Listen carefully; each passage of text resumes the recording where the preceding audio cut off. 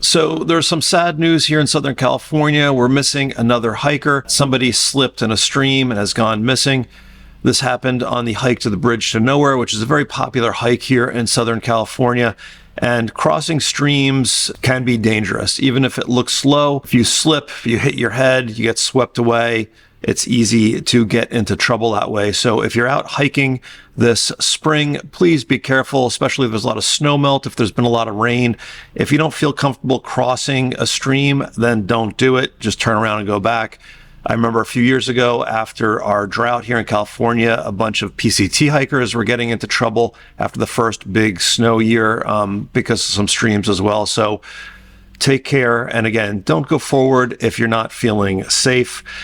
Speaking of hikers getting into trouble, there was a hiker in Hawaii who basically went onto a trail that was closed, went into an area that was closed based on YouTube videos he saw, and he got into trouble, of course. He was missing, and luckily he got rescued.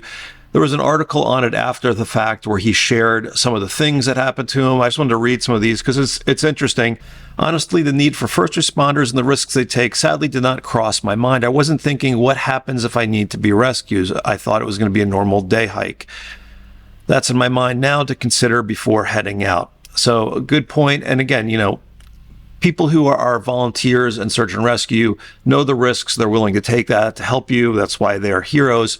But still, it doesn't mean put yourself in a dangerous position, especially it doesn't mean going onto trails that are closed for whatever reason. It's not up to you to decide whether that's the right thing or the wrong thing.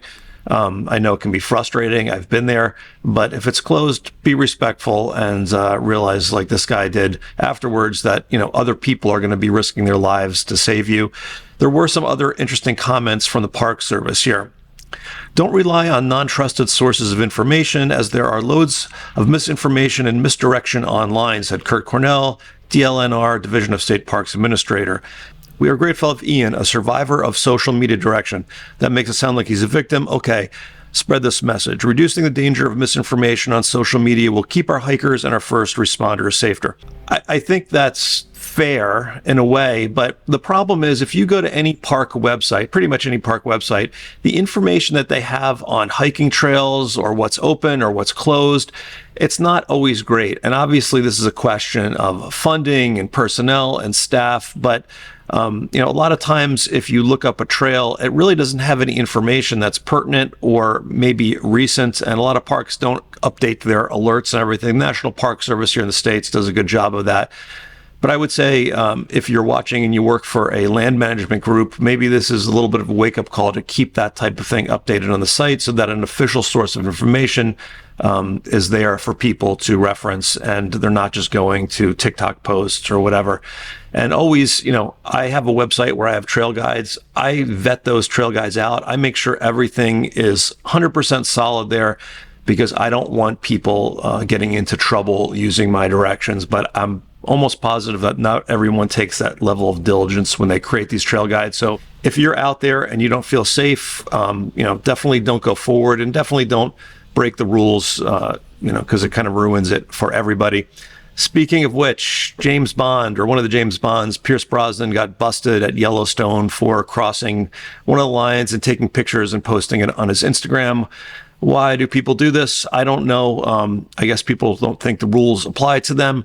I see this all the time at every national park I go to. I'm going to go to the Grand Canyon tomorrow, and I'm sure I will see lots of people crossing the sign where it says, don't go past this because you could fall off the edge. And speaking of national parks, the National Park Service here in the United States released their data for 2023. Now, if you look at the data, we're up a little bit from last year, but what I found interesting in this little graph they have embedded here is you can compare it to the pre-COVID years, and compared to these pre-COVID years, we're actually down from there.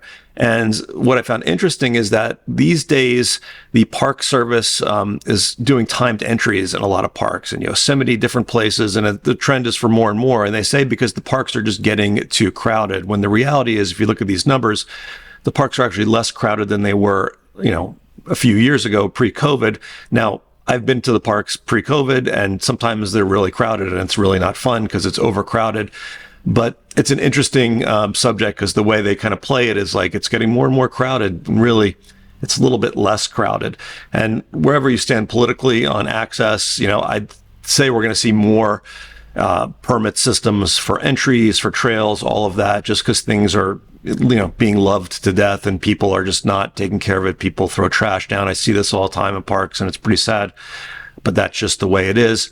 Another interesting thing in parks is that Rocky Mountain National Park is offering a transponder service. So if you go to the park often and you want to skip those long lines of tourists coming into the park, you can use this transponder to come right through.